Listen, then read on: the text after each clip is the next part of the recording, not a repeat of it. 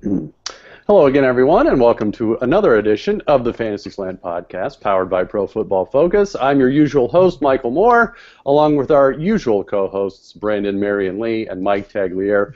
We had a very spirited discussion offline, but we won't bore you with all the details because it's very serious issues. But, Mike, you and I were talking about moving, because you just got done moving. So I think my question to you two tonight is, and Mike, you can go first since it's the most fresh, or the freshest, not most fresh. The worst part about moving, because I think you and I talked about nobody likes moving. Nobody even is lukewarm on moving. Everyone hates moving. That's the universal activity that everyone despises. So pick one aspect of it, Mike, that you hate the most. Honestly, it's transporting all the useless crap that you don't need. Because, like, so we You came took out. mine, Mike. No. When we came out to Arizona, we went and stayed with my grandpa until we found our own house. And we just brought the necessities, the things that we needed, right? And all of our stuff, like the rest of our stuff, was in a pod back in Illinois. So when we called for it, I'm like, wait a minute. We brought this stuff over to the new house, and we have the things we need. What the hell is in the pod? Like there's so much crap. It was sitting in there for like 4 months, like essentially. And from when we sold our last house to this point.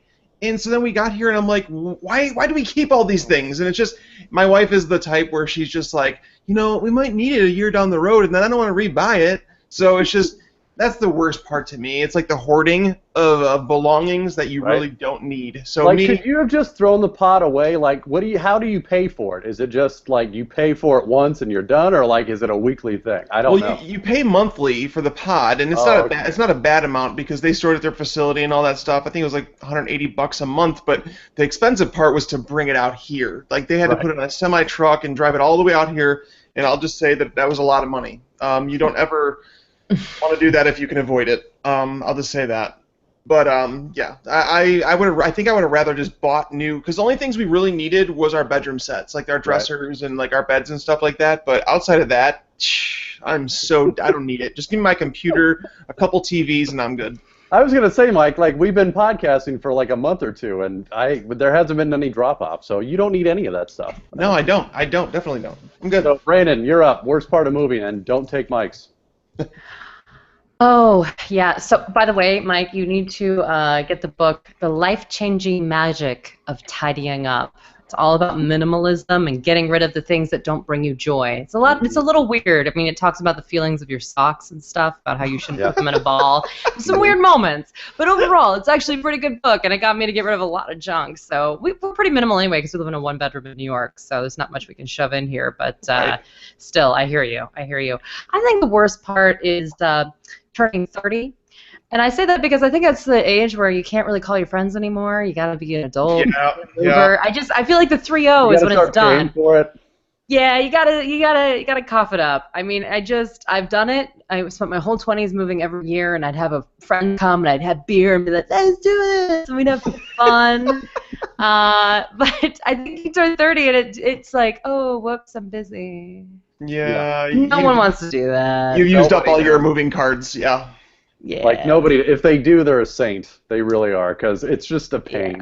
Yeah. I think for me it was, well, two things. So Mike, you kind of took mine where, like no matter how much you pack in a room, there's always more crap to pack. Like once you think you're done, and then it's like, nope.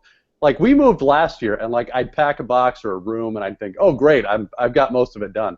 And then my wife would be like, well, what about that stuff over there? And I'm like, son of a... It was just like, it was nonstop. It must have been 40 boxes worth of stuff before the end of it. And then for us, there was a week between when we sold our house and when we bought our new house. So we had essentially a week we had nowhere to go, which luckily both of our parents lived close. So we got to crash at my parents' house for a week, which was very convenient and very nice of them. But again, you're spending a week at your parents' house with your wife in your old bedroom, and it's just freaking you out because it's like worlds colliding. Like your childhood's there, like that's where you spend most of your childhood, but then you got your adult life and your wife's here, and it's in this tiny bed, and then your mom's there in the morning, but she's not usually there in the morning, and it's just freaking you out, man. There's just all these things converging at one time, and it's like the past and the present, and it's just weird. But anyway, so no more about moving. We all hate it, and we all will never talk about it again. So just nobody of the three of us ever move.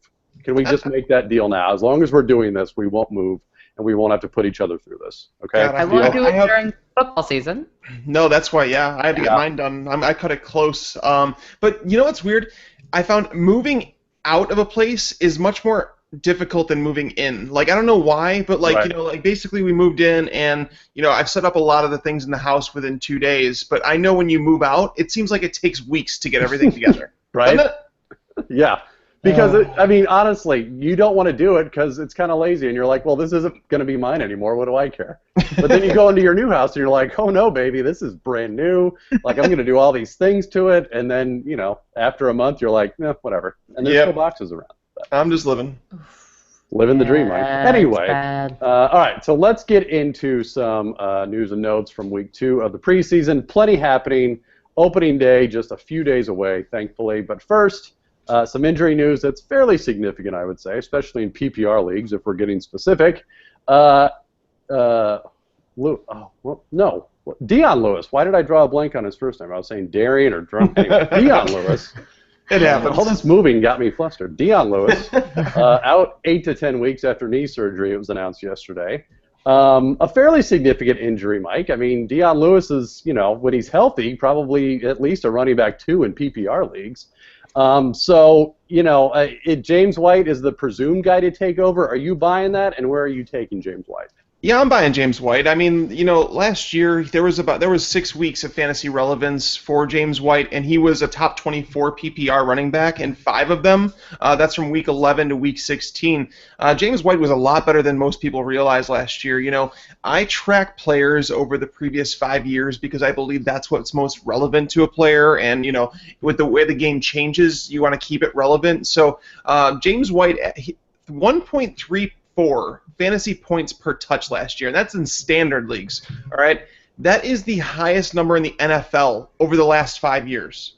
The highest. And a lot of people, you know, they jumped out at me and said that it was because of touchdowns. That's not even the case, because he averaged 0.76 fantasy points per touch minus the touchdowns, which has been the second best over the last 5 years. So he was actually more efficient than Dion Lewis from a fantasy football perspective last year. Now, with that being said, Brady is going to be out for the first 4 weeks. If you look at James White last year, it's when Edelman was out. Gronk, I know, missed a game and a half in that span. So there were some things to help contribute to that. There's some more. There's Martellus Bennett's there this year. Chris Hogan's there. As I said, Tom Brady's going to miss the first 4 weeks. So you can't go overboard with James White, but Jimmy Garoppolo is going to check down, as you've seen him do in preseason. James White's looked really good. So I'm not going to spend a top 24 running back pick on him because I know he's not going to be the starter for the entire year. Dion Lewis is going to be back, but I'm fine taking him as a top 36 running back. I think once you get into that area where you're looking at, you know, the Chris Ivory's and that nature in a PPR league, and you're like, well, James White, at least we know when Dion Lewis is out, James White's going to produce. Brandon, do you agree with that? Well, you know how I feel about Bill Belichick and Patriots running backs, so I don't trust them anyway. Don't, so you have to. I didn't like Dion Lewis. I don't like James White. I only like Blunt because he's cheap and they need him, and he's the only guy on the team who does what he does. My problem with White is that supposedly Dion Lewis is going to be back after 6 games, right? That's what they're expecting. Yeah, 8 to 10 weeks. So that would be right around that time frame. So 4 games he's with Garoppolo, 2 games he gets to be the star, and then we got Dion Lewis back, and who knows who's going to be the number 1 guy. My problem is Tyler Gaffney could be the highest scoring fantasy running back on that team week 1, and that wouldn't surprise me at all. Brandon, I crash your dreams. Bolden is still on the team. Mm-hmm. They just rotate those backs like crazy. So I don't love any of it. Now, here's the deal, though. From week 11 to 17, he scored 1 or more touchdowns in all but 2 games. 37 of his 40 receptions came in the last 8 games of the season. There are things to like about this guy, but those games were all, again, with Mr. Tom Brady and without other targets. So so far, I can't really find it. And I'm not even starting him in daily week 1 when he's even like bottom of the barrel prices, because going up against the Arizona Cardinals, again with Jimmy Garoppolo, I don't want him against the honey badger.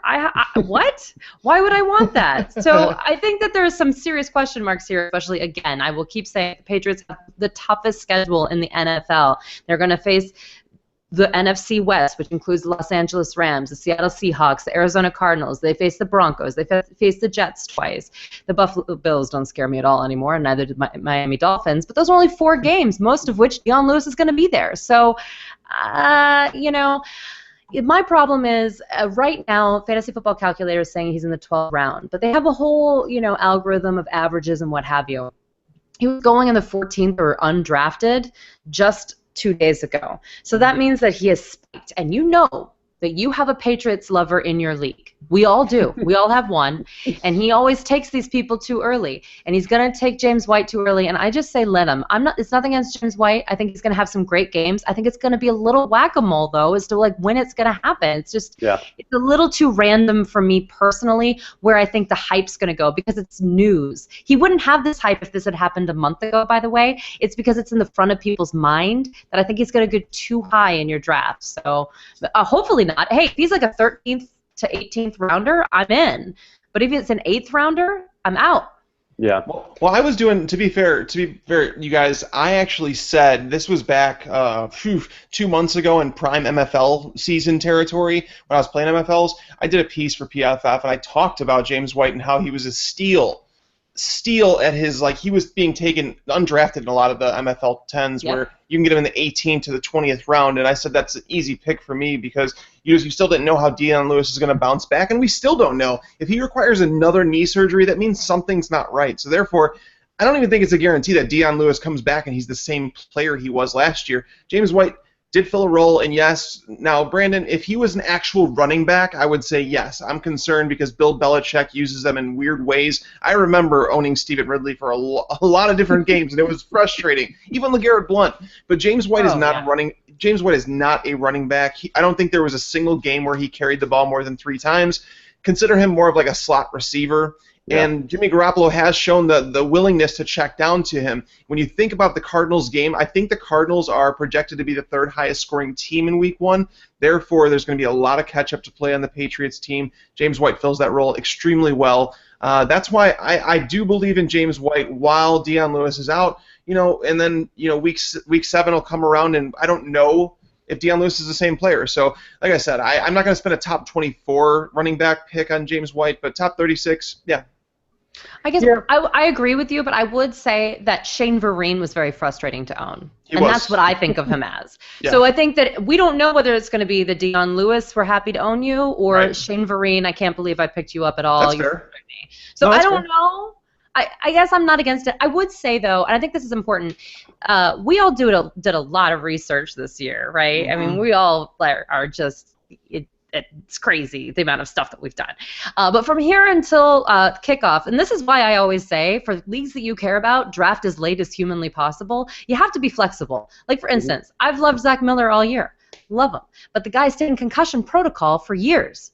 I'm a little nervous. Now I can't push him the same way that I was before when I thought that he'd be able to come out easy and I'm hoping preseason 3 I can, kind of feel better about him. But if he doesn't play again, I don't know if I can tell people to even draft him as a low-end tight end 1, high-end tight end 2 anymore. It's tough. Yeah. He is 1 hit away from being out for the whole season. Yeah. So I think it's not that anyone's wrong or right. It's just that we all have to have our head on a swivel now, and I think this is a perfect example of that kind of action.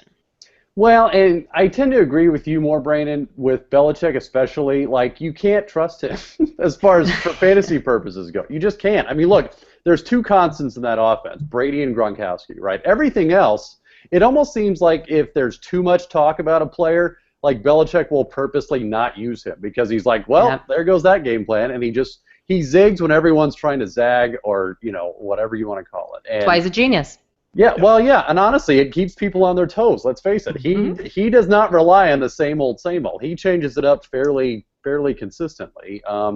But, I think we're all in agreement. We would definitely not draft James White as a starter in any format. But if, you got a 3rd running back spot or, low-end flex spot, whatever, I think that's okay. I mean, there's some upside there. And, Mike, I actually agree with you. I think it's very disconcerting with this Dion Lewis news if he's going to come back at all or, when they're expecting him to. Because this is a lot of injuries and a lot of knee surgeries for that guy in a short amount of time. So it's starting to pile up a little bit. But no, I think... Also, Yes. oh, I did want to. Last I point. didn't mean to interrupt you, but I did want to say that on the same day earlier, people were like, "He's walking around the locker room without a limp." You know, guys, Right. like, stop talking about walking without a limp or he walked off the field. That may not mean anything. It's really important to realize that. Again, like, keep your head on a swivel. That doesn't mean anything. This Dion Lewis thing to me just encapsulates so many things about fantasy football and being an analyst, right? Like, it's so frustrating, but it's a good example and it's a bad example. It's everything, right? Well, it's like Jordy Nelson last year when he walked off when he tore his ACL. People are like, "Oh, he's gonna be fine. He just walked off the field. He walked to the locker room." Well, that didn't turn out to work out that well, did it? Well, and I'll give you another a fresher example. You've got Rob Gronkowski, who's not practicing, but everyone's like, well, he looks fine. He's not limping. He has no injury, but who knows at this point? I mean, they literally, I think the Patriots just like to jerk with people on purpose, especially fantasy people. So, you know what? Whatever, man. Like, it's a crapshoot with the Patriots. I mean, Tom Brady's about the only reliable one, at least after Week 5 this season. So, anyway, so let's get to another injured running back. Matt Jones injured his shoulder, definitely out for the rest of preseason. Washington taking precaution. You know, does this, for you, Brandon, affect his ranking? I mean, don't get me wrong. None of us, I think, were that high on him to begin with. I think we were in the, like, borderline running back 2-3 zone. But, you know, A, does the injury do anything to drop that? And B, I mean, when are they going to sign a backup? Because it doesn't seem like the backups they have are worth anything. I think Rob Kelly's the backup.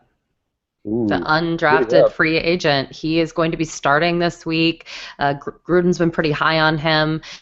He's had 48 yards on 10 carries and a touchdown rushing, and then he's caught all 5 of his targets in the air for an additional 13 yards. Not impressive on yardage, but still, it's been better than Keith Marshall, who's had a really tough preseason. Yep.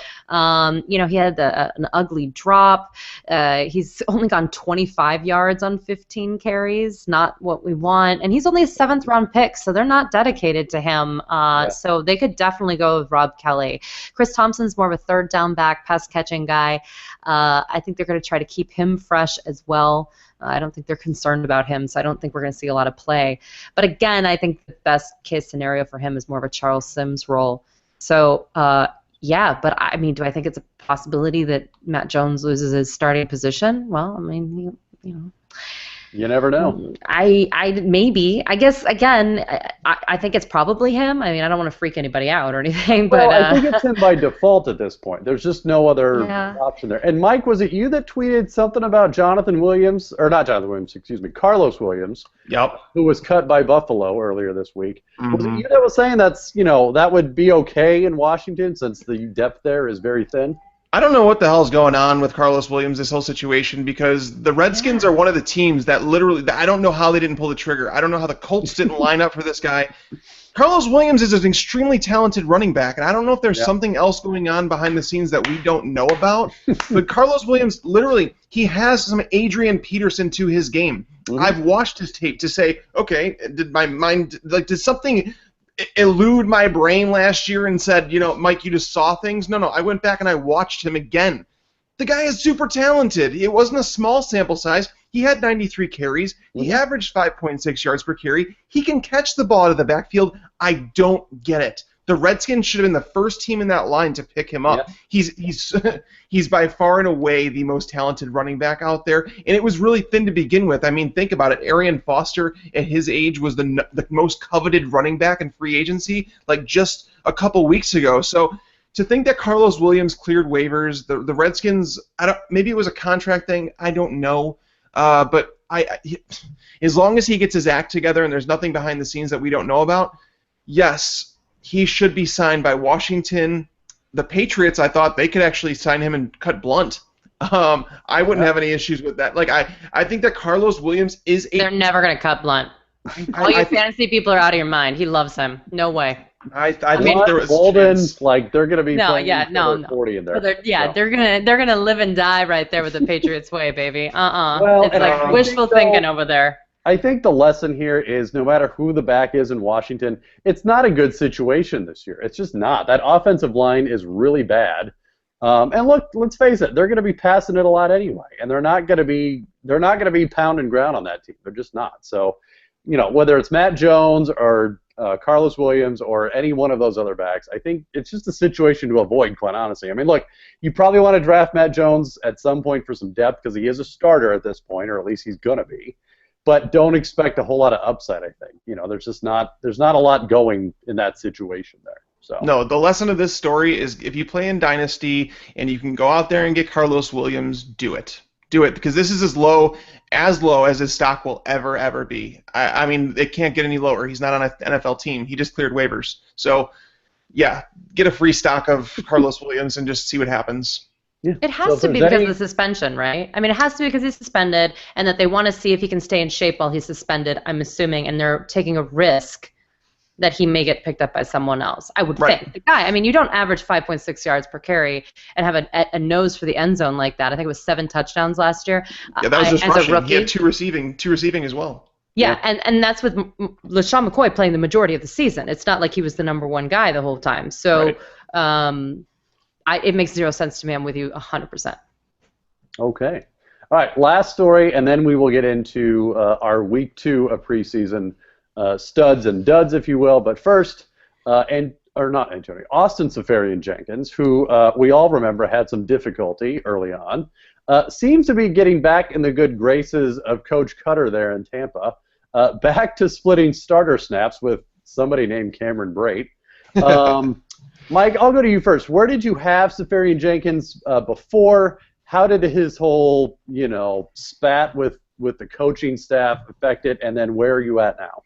Well, I had him before all the kind of everything broken down. I had him at number 15 tight end, and I was comfortable if I wanted to grab him in like a combination of him and Dwayne Allen or something like that. I felt really good about that, actually. And then, when you started hearing all the things that were coming out of camp, and I actually thought it was a realistic possibility that he was going to get cut with some of the things that we were hearing. Oh, yeah. I never bought into Cameron Brate. I didn't think that it was just like all of a sudden this guy's going to be like the real deal, and I didn't think that was it. I thought it was more on Seferien-Jenkins and that he had some growing up to do, and that he just really ticked off somebody in the Bucs front office. But it's really good to hear them Cutter come forward and say that ASJ has earned his way back into split starter snaps. He's looked good in preseason. Cameron Brate hasn't done anything. Seferien-Jenkins is the superior talent here. As long as he keeps his head on straight off the field, I still think that ASJ is a top 10 dynasty tight end. I'll say this. So with the whole off the field thing, it just made you couldn't draft him with confidence. There was no way you could have done that. It was similar to a Rashard Matthews thing where it's like you didn't know how to feel about everything, and then the trading of Dorial Green-Beckham kind of made you reaffirm confidence in that guy. That. Yeah. So I definitely Seferien-Jenkins he's a nice late round target just to put on your bench, but it's still a rough situation to believe in. You can't play him. You can't use him as your starter. Right. Brandon, what about you? Yeah, I mean, I have him ranked outside of my top 20, and I feel good about that still. Okay. He's played 16 games in 2 years. Yeah. I mean, I don't want to be. Yeah. I mean, that on top of everything else, we're not even getting into that. And even when he did play, he's only scored 6 touchdowns in all of that time as well. I mean, he's fine. He's a guy. I mean, I don't know how you could lean on him as a starter in any reality, and I don't even know if you want him to be your backup, because I'm not quite sure he's going to be there in time for the bye week that you want him for. I just can't trust his injuries. I don't know what's going on off the field. He says it's a wake-up call. Great. He's one of those guys that always has like a big 2-touchdown game, and we get all excited, and then that's it. That's kind of been his MO. I'm not saying that. For me, he's someone I'm not personally drafting, but if I can see that he's getting a certain percentage of the targets, I'm picking him up off of waivers. I feel great about it. He's a low, hopefully priced daily option in like week 3 that I might be interested in. But when it comes to my season long and someone I want to lean on, I just think the injuries, if he's not disciplined and he's always injured, that's a horrible combination for a fantasy player. Yeah. For me personally. Well, so I'm going to chime in here because I usually look through stats and I try and find the ones that carry the most value. And usually when you find those, you find the best players at the top. So when looking at PFF, the signature stats that we have access to, the yards per route run for tight ends last year, I'm going to give you some of the names that were atop this list. Jordan Reed, Rob Gronkowski, Greg Olson, Delaney Walker, and then you have Zach Miller, Travis Kelce, Antonio Gates. So it's the elite. That's the best of the best were in this category. Seferien-Jenkins, he ranked number 2 in the league behind only Jordan Reed. So when he was on the field, the guy produced. So when you're in that elite territory for, I don't care what stat it is, if it's a stat that means something to fantasy football, and yards per route run definitely does. He just needs to stay on the field. I like Seferien-Jenkins, and I like I said, you can't draft him confidently as your tight end 1, but the talent is there, and Jameis Winston's going to throw the ball a lot more this year. I think Jameis Winston is a dark horse to throw the ball 600 times this year, and I don't think anybody realizes that. But Dirk Cutter taking over, if there's one thing that can change an offense, it's the changing of a head coach. And Dirk Cutter, we know that he likes to throw the ball. And yes, ASJ could be a big part of that plan, especially considering he's the only other legitimate threat. I mean, Vincent Jackson isn't really. He's not much at this point in his career, and then you have Mike Evans. The ghost of Vincent Jackson. Yeah, and then you have Adam Humphries, he's not going to catch the ball in the red zone. So there's reasons for me like that I like Seferien-Jenkins. It's just a matter of confidence in him right now. So I can't confidently put him inside my top 15 tight ends. I believe right now I have him around number 18. Yeah. Well, I think we all agree. I mean, not starter, no, definitely not. And for the reasons you said, Brandon, I mean, despite the off-field stuff, it's the injury concern too. I mean, yeah. And look, let's face it, for some reason, tight ends or elite tight ends tend to get injured more often than elite other players at other positions, and Seferien-Jenkins is no different there. But then, like you said, you combine that with whatever was going on earlier this offseason, and you put those two together, and yeah, you can't, like you said, Mike, you can't confidently pick a guy to be your starter. But, you know, as a backup, especially for tight end, I mean, he's got more upside, I think, than any other backup tight end is going to have this year, you know. Yeah. So I think that right there, I would probably put him a little higher than you guys. But again, we all agree, definitely not a starter, but definitely a high upside ticket, if you will. So, all right, let's take a quick break, and when we come back, we will get into week 2 of the preseason. All right, and we're back. Week 2 of the preseason is in the books. As we get closer to the regular season, obviously more positional battles are being decided. We're getting a glimpse of what players' roles are going to be. And tonight we will talk about winners and losers from this past weekend. So, Brandon, you have the honors. Your week 2 winners and losers from preseason. Well, I'm going to do a general overall real quick. I did want to talk about Russell Shepard from Tampa Bay because we were talking about kind of the wide receiver, lack of receiver situation there. And, you know, Russell Shepard over this offseason, he's had, it's only 3 receptions off of 4 targets for 62 yards and a touchdown. And I know that everyone there really likes him. And who else is there? I mean, genuinely, you know, it's Is that a really, rhetorical question? I feel like that was a rhetorical question. It was a bit of a rhetorical question. Okay. I think we already covered Vincent Jackson, you know, whatever that may be. But that was a week 1 thing. But still, I think that, or I'm sorry, it was I'm sorry, that was week 2. So all 3 of his receptions, I'm sorry, moving's affecting me too today. All 3 of his receptions for the 62 yards and a touchdown came in week 2 specifically. He had his 1 target that didn't happen. That was in week 1. So, hey, I think that this guy might be legit. I think it's someone that I have heard 0 about from anyone, and maybe it's time that we start waking up because we all think that Jameis Winston's going to take a step forward, and we all feel like Mike Evans is going to take a step forward, but are they just alone out there hanging out? I think they're going to have someone else do some work along the lines, and ASJ is proving to be a little, you know, hesitant. So I just want to bring up someone that was actually a deep sleeper, someone that you could actually take a chance on, rather than say like, hey, LeGarrette Blount did a great job. Terrence West, again, let's talk about him. I mean, we can, you know, it's cool, but Des Bryant. Hey, Des Bryant, exactly. Yeah. Dak Prescott, future Hall of Famer. Gonna do well. Yeah. Yeah, I mean, some of the people that have done well are really interesting, though, like Alfred Morris.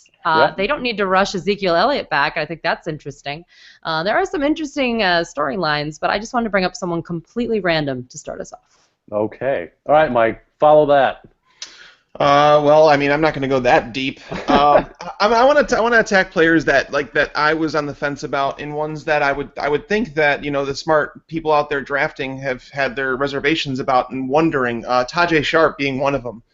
He has looked every bit the part. You know, we've heard everything from the coaches. We heard all the right things. We heard that he's going to be in the starting rotation. And, you know, it's one thing to hear that, but it's another thing to see it on the field. And him and Mariota have something going. His hands are like glue. He's caught each of his 8 targets for 103 yards. He hasn't found the end zone yet, but I think that's to come, especially considering their running backs are doing extremely well right now. And I may mention that Bishop Sankey has the highest yards per carry at 10.8. I'm just going to throw that out there. It's over, Mike. No, but Tajay Sharp, we're going to edit that out. He's somebody that needs to be on your radar. Like, you have to pay attention to this guy.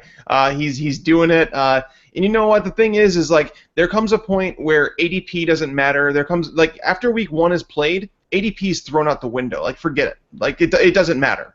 And Sharp he could be a guy that could prove to be, you know, maybe a wide receiver 3, wide receiver 4, if he, in fact, starts opposite Rashard Matthews, which it seems like that's the case because Kendall Wright he's in the back seat right now. He's not doing anything. One of the other names I did want to talk about, outside of Jeremy Langford, which we could talk about if we want to, but RG3. He's looked pretty good. He's looked fantastic. And you know, he's I talked about it earlier that he's a guy that rides on confidence, and RG3, he's got it back. He really does. Like, I mean, I don't know what it's going to take because I know he's had the one bad pass. Like, there's been one, and that's it. The interception that he threw. That's the only bad pass that he's had. I actually rewatched a few games this morning. I sat down in the middle of the move because I had to actually be ready for the show. There was Mike. No, yeah, like him and Terrell Pryor have something going on, and Terrell Pryor's a name you should watch out for. Man! He burnt Trufant, and Trufant is one of the better corners in the league. Like, he blew right by him.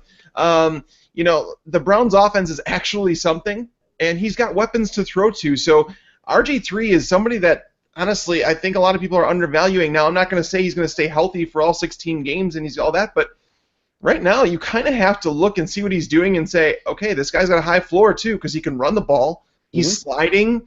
There's so many things to like about what he's doing right now. So RG3 is somebody, like, if you're one of those guys that just wants to take 2 quarterbacks, you could take, like, a high floor guy, like, say, like a Matt Ryan, and pair him with RG3 and then see what happens. I mean, it's just, if you really want to go that deep, but he's someone that's turned my head. I have to give that guy props because he's looked really good. So, Brandon, question on RG3. How quickly does he get his Subway endorsement back?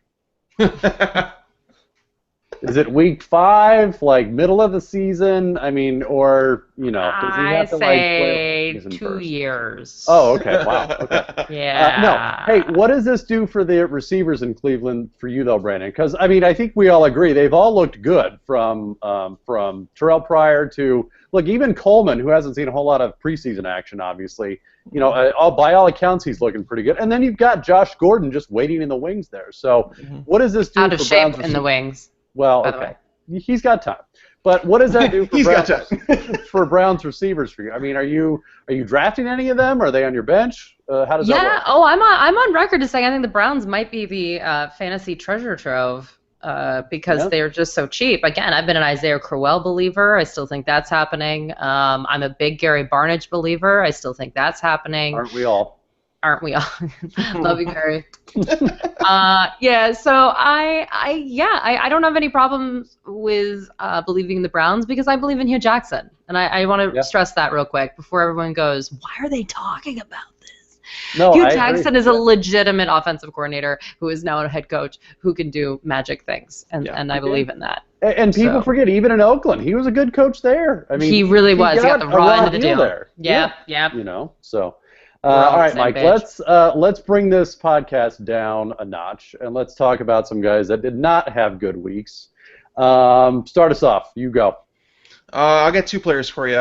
One of them, and I'm not going to talk about Sammy Coates because then it would just be like the Truman Show all over again. I don't want to do that. Or the Groundhog Day. But Josh Ferguson, he's looked pathetic. And I know that there were some people who were high on him just because he was a late round pick and he's got the upside. And I know what they're looking for. They're looking for the backup to Frank Gore in case something were to happen to a 33-year-old running back and this and that. But the truth of the matter is Josh Ferguson was never set to do that. He's not a guy that's going to carry the load. He's a specialty type back, a third down back, and he hasn't even done anything there. He's caught 2 passes for 13 yards. He had a drop. He's averaging sub 1 yards per carry. Like he's just not doing very well. He's highly likely to be cut, despite the hype that Twitter wanted to make him out to be. I get it. But the other one is Tevin Coleman, and that's a bigger name. But Tevin Coleman, I want to say because that's another one of the games that I watched this morning along with the Browns. I watched the Falcons game.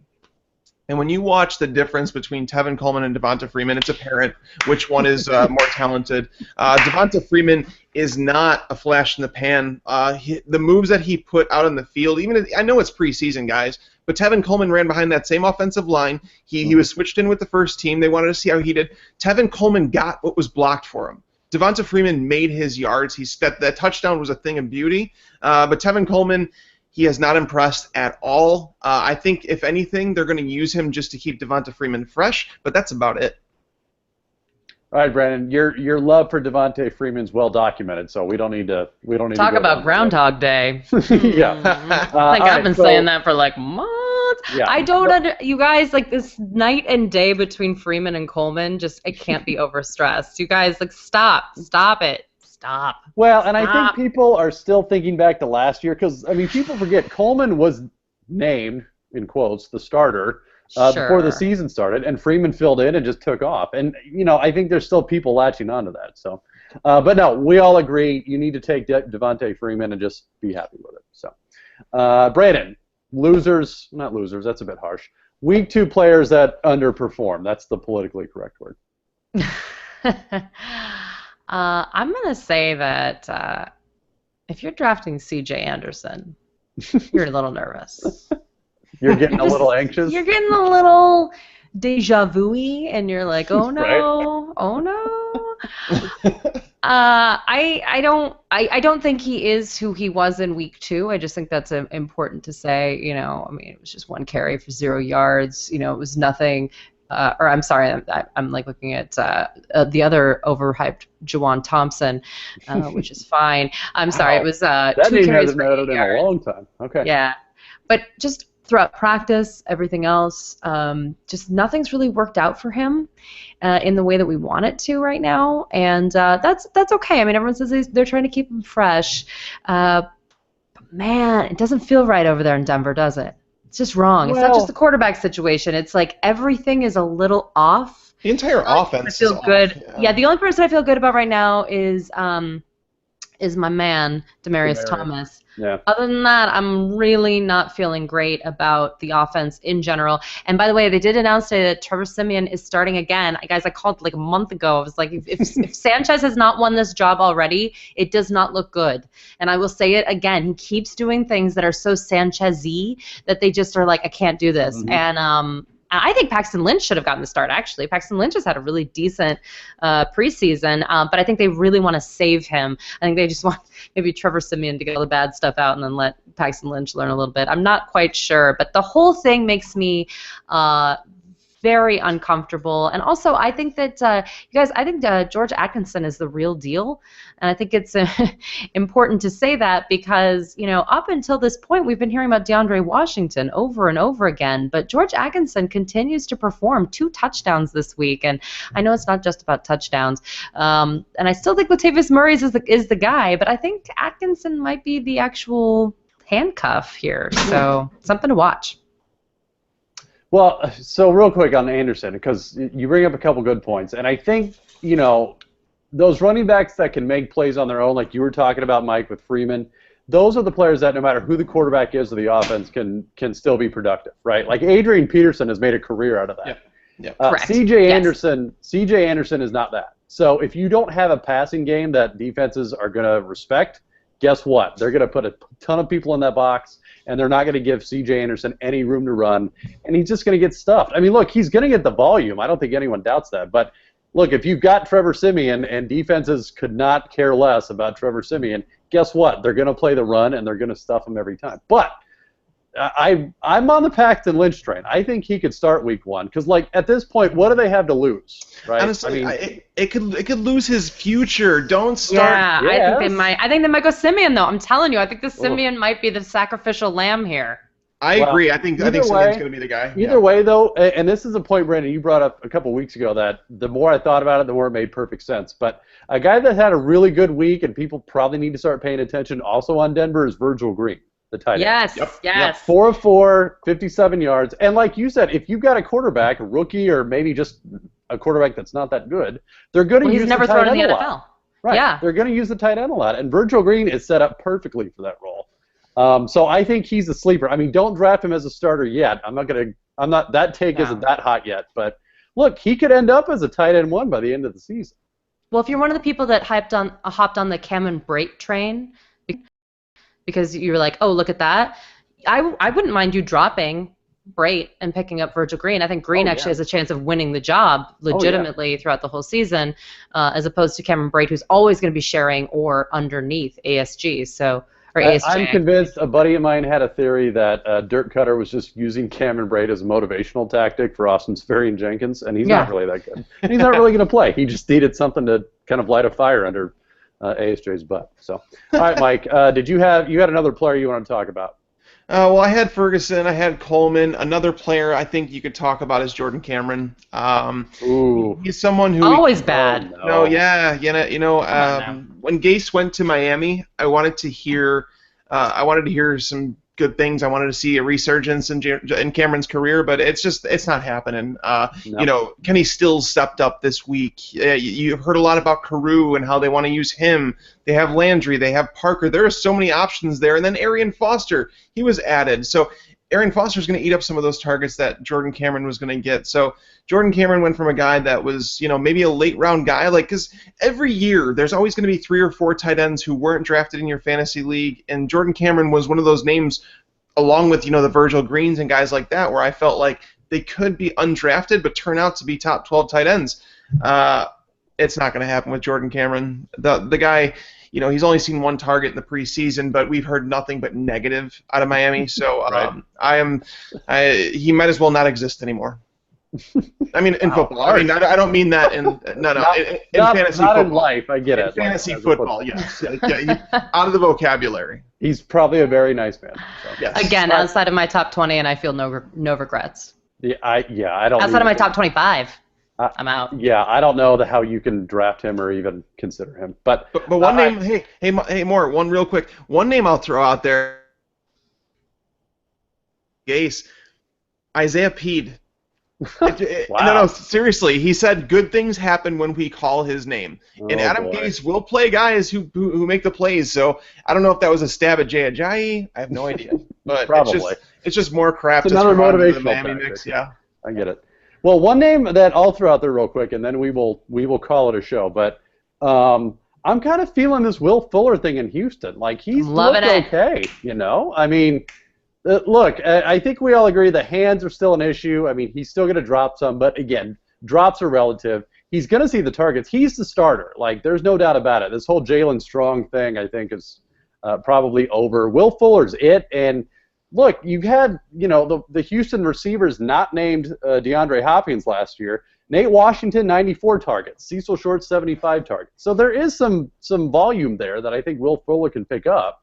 And he'll have some big games. I don't think you should draft him as a starter. I don't even think he's a wide receiver 3. But, look, if you've got starting lineups that go wide receiver 4 or 5 or flex, I think Will Fuller is a very intriguing option, right? I worry about Osweiler's deep ball. That's my biggest concern with DeAndre Hopkins this year. If you went back and you looked at Brock Osweiler last year with the Broncos, he obviously had 2 good receivers there, and his deep ball accuracy was not good. So it was curious it made me real curious to know what the Texans were thinking when they drafted him, because I didn't feel like he fit the skill set of Brock Osweiler, and they obviously committed a lot of money to that guy for not very many NFL passes. So I'm not a Will Fuller guy. I believe, he'll have those games here and there because he's got that big play potential. But I just don't think that Brock Osweiler's skill set matches what Will Fuller does best. All right, Brandon, let's you and me tag team Mike on why Will Fuller's good. Go. Because it's obvious it's a 2-to-1 margin at this point. So. I felt the exact same way though as Mike. I especially because again, like as a dedicated Broncos fan, I had terrible feelings about Osweiler because I'm the type of fan who's negative Nancy about my team all the time. I never have any of them. I'm like the most critical. So I couldn't believe it either. I was like, there's no way this guy's a deep threat, no way. But I think they've been actually lining him up in really interesting ways during the offseason. I think they're trying to incorporate him as more of like a mid guy, not necessarily the deep ball all the time. So I'm hoping that continues. I'm surprised at how well he's picked up the playbook, to be entirely frank. I mean, I think there were signs here.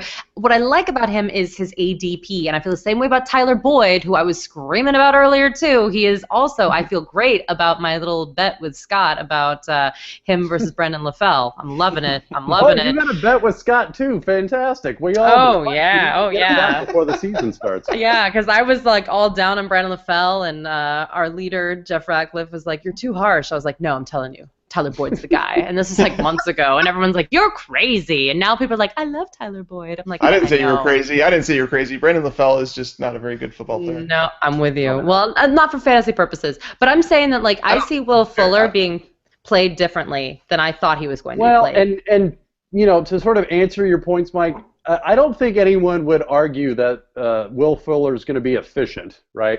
But look, who else is there to catch balls in Houston besides Hopkins? They don't have a tight end. Braxton Miller, maybe? Oh, no. What? No. I'm going to say no. I'm going to veto that.